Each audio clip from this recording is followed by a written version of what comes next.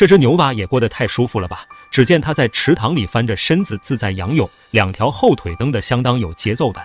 感觉就像是在过年一样。这几天受季风气候和台风的影响，国内多地发生了强降水事件，洪峰过境，顿时房倒屋塌，很多人间天堂成为了一片汪洋泽国。但当地人在获救的时候，却意外地发现，那些牛蛙和青蛙在大水中频频现身，而且还是组团出来的，有点成群结队出来度假的感觉。甚至有些青蛙或者是牛蛙在翻着身子不断地仰泳，这怕不是要嗨翻全场。很多人觉得奇怪，为什么从小到大，每次见到下大雨发大水的时候，这些蛙类动物就像是在一夜之间泛滥成灾一样，突然就会冒出许许多多，又好像是一夜之间突然长大一样。那么这些蛙类动物平时都藏在哪儿了？为什么会在下了大雨发了大水之后就会集体出现？它们翻着身子蛙泳